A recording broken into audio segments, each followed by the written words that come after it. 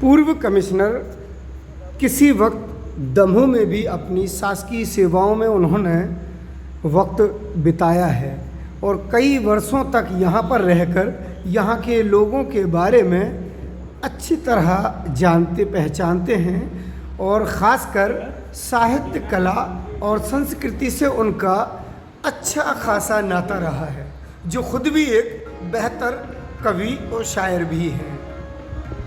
बीती रात उन्होंने एक गज़ल संध्या में शिरकत की। वैसे तो उन्होंने अपने एक दिन के प्रवास पर अनेक कार्यक्रमों में हिस्सा लिया, लेकिन शाम को देर रात तक एक संगीतमय महफिल चली शिक्षक डॉक्टर आलोक सोनवलकर के निवास पर। इस महफिल में वरिष्ठ पत्रकार नंदलाल सिंह जी, सुसंकृति परिहार जी और नरेंद्र दुबे जी के अलावा रंगकर्मी राजू अयाची, डॉक्टर आलोक सोनवलकर सहित अनेक रंगकर्मी और साहित्य प्रेमी मौजूद रहे।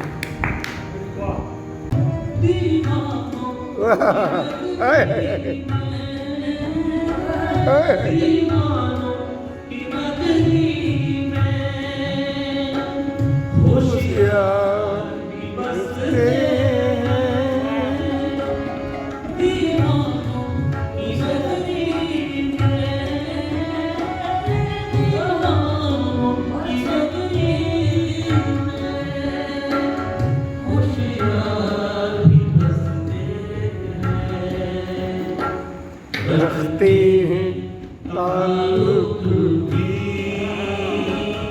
रखते हैं ताल्लुक भी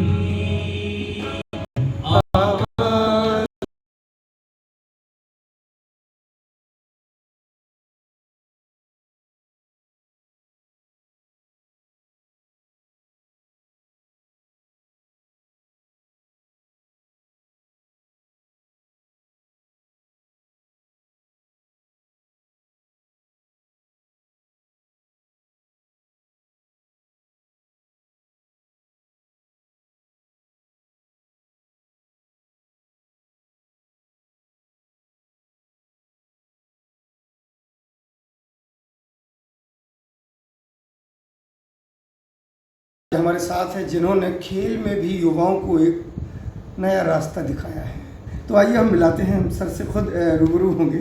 सर, स्वागत है आपका हमारे इस चैनल में। धन्यवाद। कैसे आना होगा दमोह मेरी कर्मभूमि है।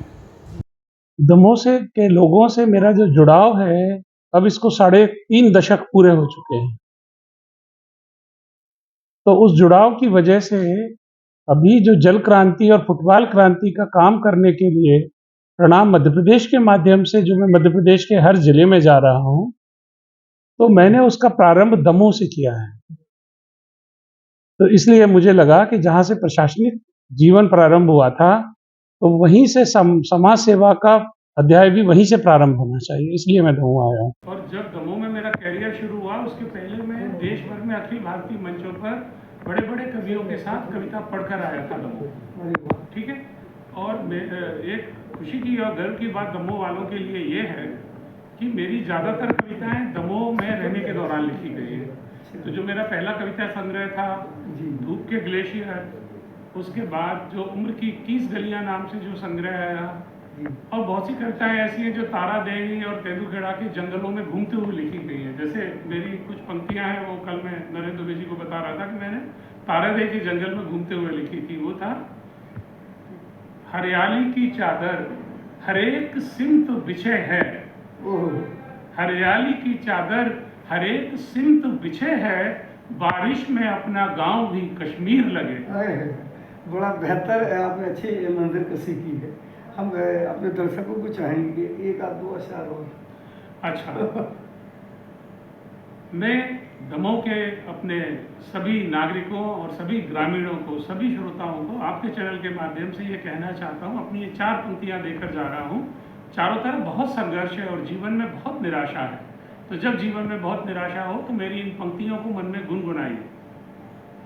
आस ही आस है जिंदगी,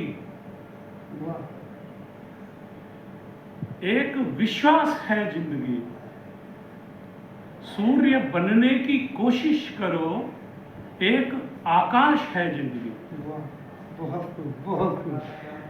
आपका साहित्य से लंबा जुड़ाव रहा दमों से। दमों का कोई ऐसा साहित्यकार जिसने आपको प्रभावित किया हो?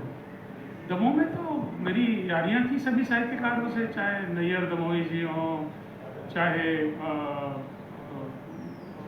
खरे जी थे, रमेश खरे, ठीक है, अजीत श्रीवास्तव जी थे, वो भी लिखते थे। और दमोह में तो मुझे लगता है कि लगभग हमारा हर नागरिक कवि है। सर, ऐसा नहीं लगता कि जैसे आप वापस अपने घर पे आ गए हो? हाँ, बिल्कुल मुझे ऐसा ही लगता है। और मेरा घर, जहाँ पर मैंने अपने जीवन के सबसे अच्छे दिन बिताए, जवानी के सबसे खूबसूरत पल बिताए, वो तो दमोह में ही है। ये जटाशंकर के नीचे जो बंगला है, मैं उसी में रहा करता था। हाँ, तो इसलिए दमोह तो मेरा घर है ही। और यहाँ के हर घर में मेरा घर है। यहाँ के लोगों ने मुझे इतना लाड़ दिया। एक शिक्षक है, पर्यावरणविद है, और आप उनको जिस रूप में देखते हैं तो वो हमेशा खड़े पाते हैं। तो ऐसी शख्सियत के बारे में आप क्या राय रखेंगे? मैं तो ये राय रखता हूँ कि आलोक का जैसा नाम है, आलोक वैसे ही है। वाह, हमें उम्मीद थी कि आप ऐसे ही कुछ बोलेंगे। बहुत अच्छी। तो सुना आपने कि ये हम सबके लिए एक बड़े फ़ख्र की बात है कि ऐसी शख्सियत से आज हमको रूबरू होने का मौका मिला, और आज हमने आपको भी मिलाया। चलिए, अगली बार हम फिर किसी और शख्सियत से मुलाकात करेंगे। तब तक के लिए दीजिए मुझे इजाज़त। नमस्कार।